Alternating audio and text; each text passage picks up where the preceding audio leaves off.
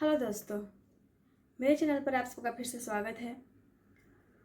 हम लोगों ने पिछले वीडियो में कैमरा के बारे में डिस्कस किया था और कैमरा के बारे में डिस्कस करने के बाद हम लोग अब कैमरा सेटिंग्स की ओर आगे बढ़ रहे हैं। और फोटोग्राफी में बेसिक प्रिंसिपल जो है वो एक्सपोजर ट्रायंगल होता है, जिसके कि 3 मेन कंपोनेंट होते हैं: शटर स्पीड, आईएसओ और अपर्चर। तो हम लोगों ने अपर्चर के बारे में डिस्कस कर लिया है। आज का जो वीडियो है वो हम लोग एक्सपोजर ट्रायंगल का जो सेकंड कंपोनेंट है शटर स्पीड, उसके बारे में हम लोग जानेंगे।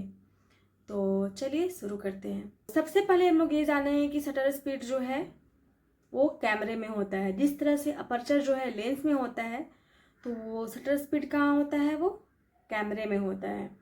शटर कैमरा का वह भाग है जिसके माध्यम से अपर्चर का लाइट जो है वो कैमरा के इलेक्ट्रॉनिक सेंसर पर पड़ता है। शटर का जो है मेन काम है वो लाइट को कंट्रोल करना है, इमेज को रिकॉर्ड करने के लिए कि सेंसर जो है कितनी देर तक लाइट के संपर्क में रहता है।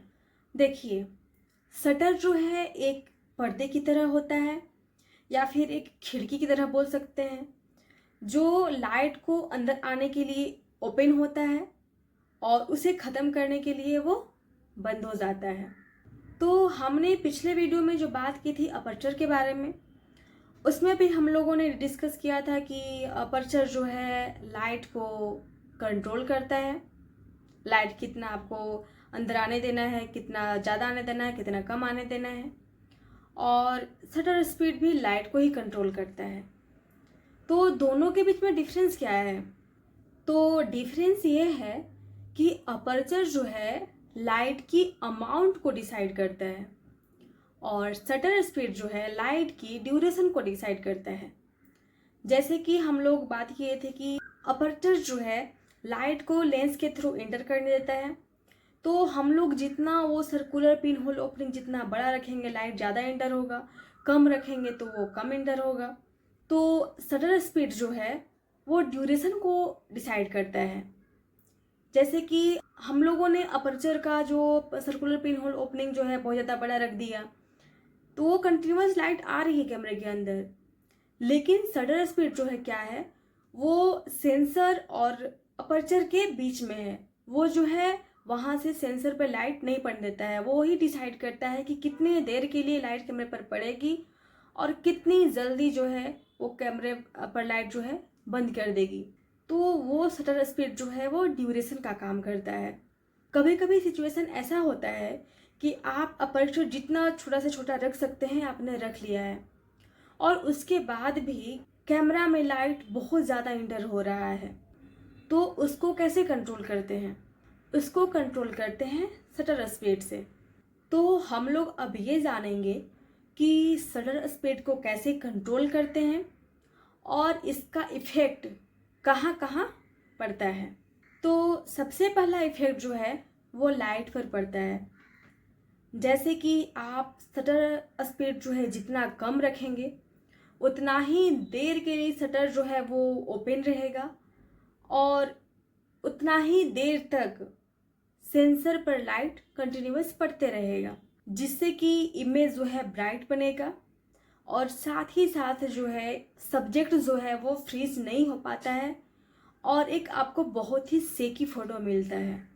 वहीं दूसरी ओर शटर स्पीड जितना ज़्यादा आप बढ़ाएंगे तो बहुत कम टाइम के लिए शटर ओपन होगा और इमेज भी फ्रीज हो जाएगा। लेकिन कम टाइम के लिए शटर ओपन होगा तो लाइट भी जो है बहुत कम टाइम के लिए एक सेंसर पर पड़ेगा और जिससे कि एक आपको अंडर एक्सपोज्ड इमेज मिल सकता है।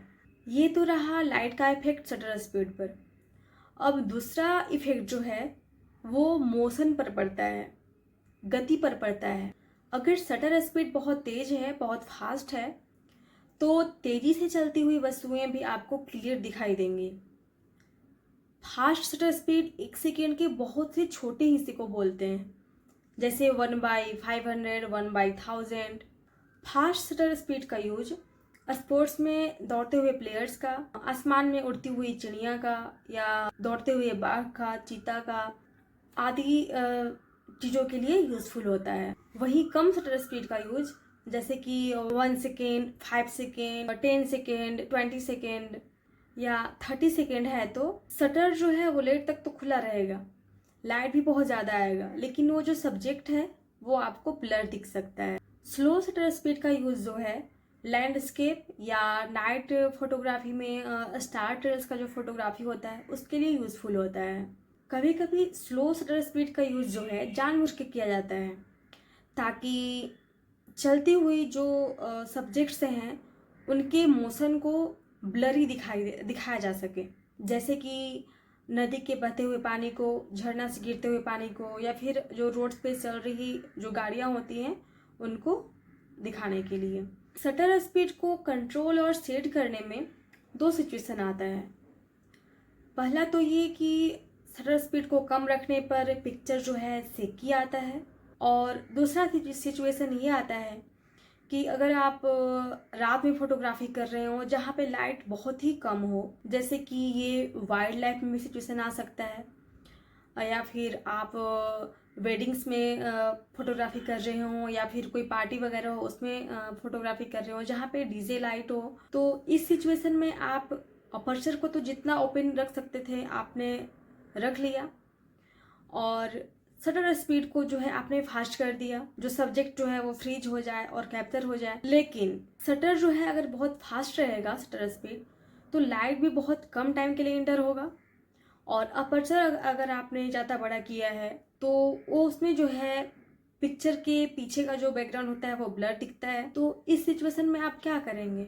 एक बेटर एक्सपोजर के लिए तो आपके पास अब ये जो एक्सपोजर ट्रायंगल का तीसरा फैक्टर है, तीसरा कंपोनेंट है आईएसओ, अब आपके पास ये ऑप्शन आता है।